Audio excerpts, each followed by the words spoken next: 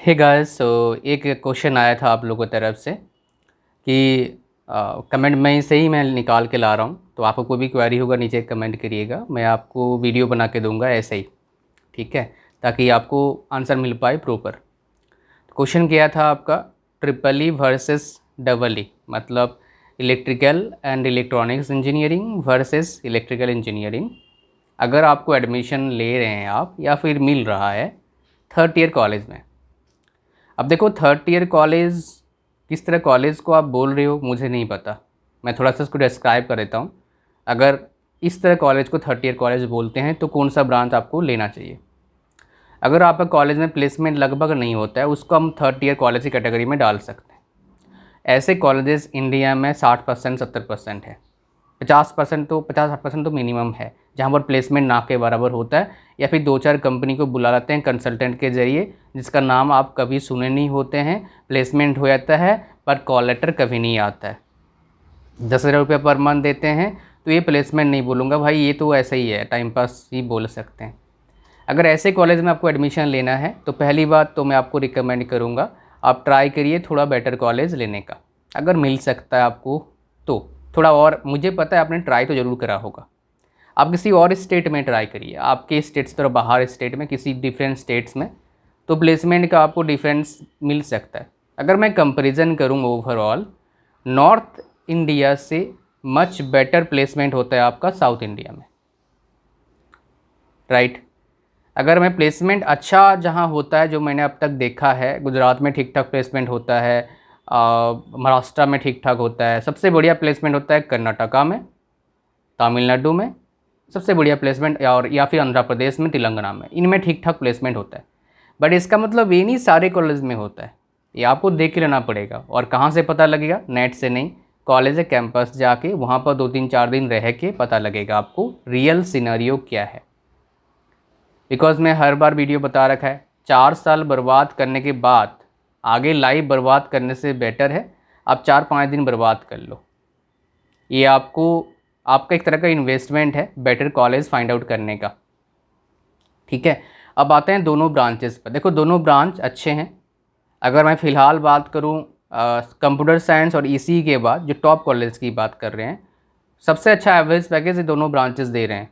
उसके बाद मैकेनिकल, उसके बाद सिविल। सिविल का अगर ये 5-6 टॉप ब्रांच ले लूँ मैं, electrical, mechanical, civil, electronics, right, और सीएससी, 5 टॉप ब्रांचेस ले लेते हैं हम। इनमें से थर्ड पोजीशन पर जो परफॉर्म कर रहा है फ़िलहाल, इलेक्ट्रिकल परफॉर्म कर रहा है। आप लोगों सर मैं इलेक्ट्रिकल इलेक्ट्रॉनिक्स, तो इलेक्ट्रिकल इलेक्ट्रॉनिक्स थर्ड और सेकंड के बीच में है। अगर टॉप कॉलेज की बात करेंगे तो एवरेज पैकेज में बात कर रहा हूँ, बिकॉज मैं कॉलेज को हमेशा कैटेगरी करता हूँ दो मेन इंपॉर्टेंट पैरामीटर से। एक हो गया आपका एवरेज पैकेज, दूसरा हो गया कितने % बच्चों का उस ब्रांच में प्लेसमेंट हुआ है, किसी और ब्रांच में नहीं। ठीक है, तो अब आते हैं मेन डिफरेंस। देखो, अगर थर्ड ईयर कॉलेज है, प्लेसमेंट नहीं हो रहा है, तो आपको क्या करना पड़ेगा? बाहर से प्लेसमेंट लेना पड़ेगा। प्राइवेट लो या सरकारी लो। प्राइवेट में लेने के लिए क्या करना पड़ेगा? आपको इधर उधर भटकना पड़ेगा। 2-4 महीना हो सकता है मिल जाएगा, या फिर 2 महीना लगेगा, 3 महीना लगेगा, 4 महीना लगेगा।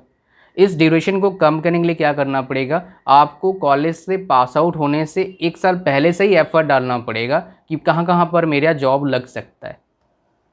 दोनों ब्रांच में, क्या दोनों ब्रांच में इक्वल अपॉर्चुनिटी है? प्राइवेट में तो लगभग इक्वल है, और थोड़ा एज है ट्रिपल ई को, इलेक्ट्रिकल इलेक्ट्रॉनिक्स को, बिकॉज आप इलेक्ट्रिकल फील्ड का भी पढ़ते हो और इलेक्ट्रॉनिक्स फील्ड का ही पढ़ते हो। और एक एज काफ़ी बेटर होता है, हालांकि दोनों तरफ है बट एक बेटर होता है, मैं ट्रिपल ई का बता रहा हूँ। सेमीकंडक्टर डिवाइसेस में, डिवाइसेस बनाने के लिए इंडिया में काफ़ी अच्छे इन्वेस्टमेंट चल रहा है, खास करके साउथर्न साइड या फिर गुजरात साइड बोल सकते हो। गुजरात में अभी सबसे ज़्यादा एक बड़ा प्लांट बनने जा रहा है, 1 लाख करोड़ का आई थिंक सो इन्वेस्टमेंट हो रहा है, और जिसको बनाएगा वेदांता एंड ताइवान की कंपनी, जो बहुत ही अच्छी कंपनी है, इस मामले में जायंट है बोल सकते हो, वो है फॉक्सकॉन। तो इसमें ये सब बनेंगे तो डेफिनेटली जॉब्स तो क्रिएट होंगे ही, राइट, जॉब्स तो क्रिएट होंगे। एग्जैक्ट डेटा मेरे को याद नहीं आ रहा कितने लाख का इन्वेस्टमेंट है, राइट। अगर मैं देख लेता हूँ एक बार, ताकि आपको, गुजरात सेमी कंडक्टर इन्वेस्टमेंट, ठीक है, तो ये 1.54 लाख करोड़ का इन्वेस्टमेंट है। मैंने आपको गलत बता दिया था क्योंकि मेरा डाउट लग रहा था। 1.5 लाख करोड़ का इन्वेस्टमेंट है and which is huge, $20 billion बोल सकते हो लगभग, है ना। काफ़ी अच्छा अमाउंट है। सो अगर इतना का इन्वेस्टमेंट होगा तो डेफिनेटली जॉब्स तो क्रिएट होंगे, और जॉब्स क्रिएट उनको जॉब्स मिलेगा जो जिस फील्ड से बिलोंग करते हैं, ठीक है। और ये क्या होगा, फिक्स जॉब होगा। ऐसा नहीं कि भाई ये कोई ट्रेंड आया है, ये ट्रेंड आगे बढ़ेगा। Because without semiconductor devices, right, electronics और मैकेनिकल सारा इंडस्ट्री फ्लॉप है। बिकॉज सारे क्या अब मिक्स हैं। मैकेनिकल गाड़ी खाली मैकेनिकल नहीं होता है, उसमें बहुत सारी चीज़ें इलेक्ट्रॉनिक्स के होते हैं, इलेक्ट्रिकल के होते हैं, कंप्यूटर के होते हैं, ठीक है। तो आप इलेक्ट्रिकल इलेक्ट्रॉनिक्स का इसका एक एज है। बट कमी क्या आपको बताता हूँ, जब जाते हैं सरकारी नौकरी में बहुत जगह पर इलेक्ट्रिकल इलेक्ट्रॉनिक्स एंड इलेक्ट्रिकल दोनों एलिजिबल हैं। खासकर मैंने देखा मैक्सिमम PSUs में जो गेट के थ्रू से होता है, और वो या फिर डायरेक्ट एंट्रेंस से होता है मैक्सिमम जगह पर। चाहे आप RRB JEE का बात करें, वहाँ पर भी एलिजिबल हैं आप, जहाँ पर मैक्सिमम वैकेंसी आता है हर 3-4 साल 5 साल में अच्छा वैकेंसी आता है। टोटल वैकेंसी लगभग 14,000 होता है, which is really huge, right. मेरे काफ़ी बच्चे जॉब कर रहे हैं उस फील्ड में। तो ये एक चीज़ तो ये है आपका बेनिफिट करता है। बट वहीं कुछ आपका डिपार्टमेंट्स हैं जिसमें आपको इलेक्ट्रिकल इंजीनियरिंग को एज मिलता है गवर्नमेंट जॉब में। जैसे स्टेट गवर्नमेंट के जितना भी इलेक्ट्रिकल जो भी इलेक्ट्रिसिटी डिपार्टमेंट होता है उसमें जो JEE का निकलता है, मैक्सिमम जगह पर मैंने देखा है इलेक्ट्रिकली एलिजिबल होता है, इलेक्ट्रिकल इलेक्ट्रॉनिक्स को एलिजिबल नहीं रखते हो। अगर मैं बात करूँ आपको SSC JEE का, उसमें सिर्फ इलेक्ट्रिकली एलिजिबल उन्होंने रखा हुआ है, इलेक्ट्रिकल इलेक्ट्रॉनिक्स को एलिजिबल क्राइटेरिया में रखा नहीं है। तो ये कुछ डिसएडवांटेज तो है। बट अगर ओवरऑल देखोगे तो मैं बोलूँगा EEE का थोड़ा एज है as compare to EE। But दोनों को कंपेयर करके आपको किस फील्ड में जाना है आपको डिसीजन लेना होगा। बिकॉज ये आपका लाइफ है, मेरा काम है आपको दोनों साइड दिखाना, प्रोज भी एंड कॉन्स भी। खाली आपको मैं अच्छा बोलूँगा तो आप गलत डिसीजन लोगे। हर चीज़ का प्रोज एंड कॉन्स दोनों पता होना चाहिए आपको, and that is my role to help you in this way. आपको कॉन्स को सुन के बुरा लग सकता है, बट वही आपको हेल्प करेगा बेटर डिसीजन लेने में।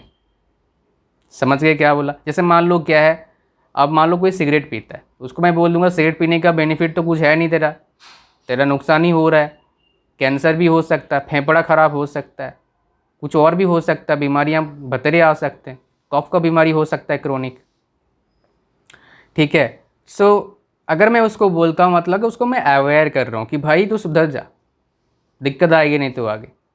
तो ये मेरा जॉब है, और इन चैनल्स के ज़रिए मैं आपको, इन वीडियोस के ज़रिए मैं आपको ये हेल्प कर रहा हूँ।